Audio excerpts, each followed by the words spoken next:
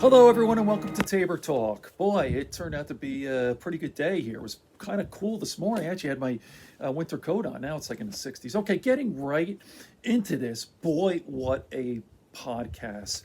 JRE, today's podcast, number 1646, with David Holthouse. I knew nothing about going into this podcast. I really didn't read up before.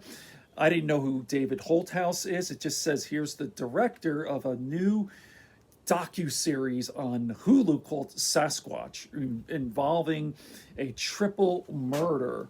And I guess they tie in Bigfoot or Sasquatch, stating initially that these people were killed by Sasquatch, but it turns out I haven't seen it yet, but nothing but good things. Okay, big review. So, boy, what an interesting guy. This David Hothouse he's actually an undercover investigative journalist who's been doing this stuff since 1993.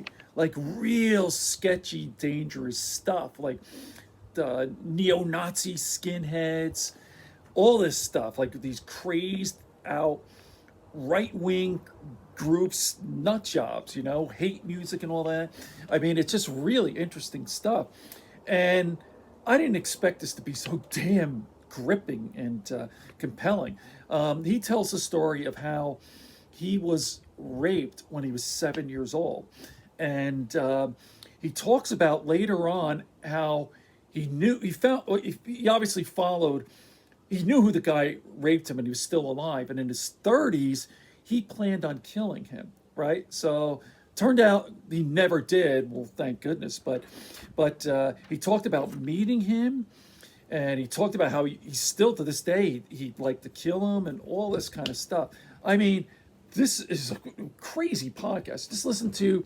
I'm like 2 hours in, about 40 minutes left, and it's gripping. Let me just play a little bit from here. My brain was so drained. And then I did stand up that night and I sucked. We're talking about doing ecstasy. Man, it wasn't good. I was like, I'm not doing this stuff. I mean, this guy is all in. When he goes undercover, he does the whole thing, the speed, and that's what they're talking about, staying up for 3 days. But the whole skinhead, the shaving, the whole shaving the head and all that right wing shit. Here we go. Again, like this is like I was just so like low energy. Yeah, your serotonin's gone. Oh, toast. But it's a weird drug in that when people are on it, they are the nicest, sweetest, most loving people in the world. They love drug ecstasy. Like, in terms of drugs, like, people on coke, what do they want to do? They want to fight you, or they want to open up a business with you, just want you to see this guy or looks they want like to, They want to talk a lot. yeah, invent things, go to the moon.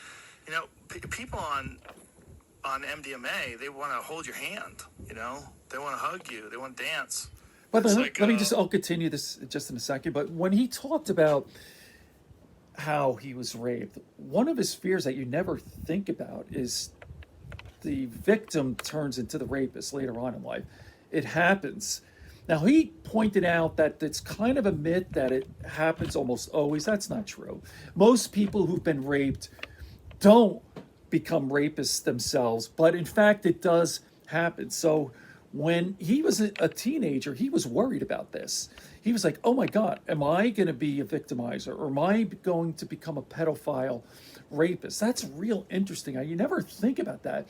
And he said, if I had these thoughts, and if I were thinking about harming little kids, he planned on killing himself. So he said, thank God I never had that. And he said, quite interestingly, how he resents people who fucking use that as an excuse. Like his rapist said the thing, I was raped as a child. He's like, fuck you, man.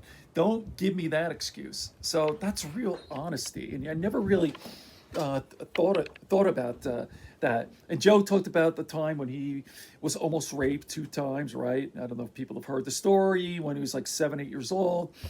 He was at the library and some fucking ex-con pedophile was trying to pick him up, blah, blah, blah. I'm not going to repeat Joe's story. And thankfully, Joe never got raped. But really fascinating, honest stuff. Let me continue on here. A loving, nice drug that alleviates anxiety and insecurities. And it has great promise. Like MAPS is using it for PTSD for soldiers. And there's ongoing studies that seem to hold great promise in helping people alleviate some really traumatic moments from their past. So there's like, it's a weird drug in that it's probably better if it's legal and regulated. And if people figure out some sort of a way to keep it, to make Joe's to keep so it pure, long-winded, I where wanna you show know what you're this actually guy. getting. And then there's also like some pharmaceutical or some supplemental strategies like to reboost your serotonin after you're off of it, right? There's this, what is that shit called? The stuff that's in New Mood. What is that stuff called? 5. This is not the best clip. I just turned it on. Is that what Sorry. it is? Is tryptophan? You know, Joe's doing all the talking, and I wanted to. Well, it doesn't matter. Go to 1646 David Holthouse, and I forget the ingredients, but there's stuff that you can. Jamie will pull it up. I haven't taken it in a long time. There's stuff that you can take that actually allows your body, the precursors for serotonin, allows your body. I mean, this is interesting. It helps your body build serotonin, and the idea is you take this stuff, 5-HTP, right? Isn't that what it is? Yeah, I'm familiar Yeah. with this. You take it, and then tryptophan, and then tryptophan converts to 5-HTP, so you get like 2 versions of it, and then you take it while you're tripping, so that like as your body depletes it because you're on this wild high because of the drug, this stuff forces your body to start reboosting it. And then I know a lot of people who have depression, who suffer from low serotonin. Like my friend Neil Brennan was taking that stuff for a while, just as a supplement, and he found that it helped him a lot. So there's ways that they could do this, where they could maybe administer it in a way that, you know, people don't abuse it, or they're less likely to abuse it, but make sure that it's pure, because part of the problem is when people are buying this stuff, you're getting it laced with like fentanyl and all sorts of other shit, and that's what's killing people. It's not the MDMA that's killing people necessarily as much. I mean, maybe it does, but not as much as the stuff that's laced with other shit, because it's illegal.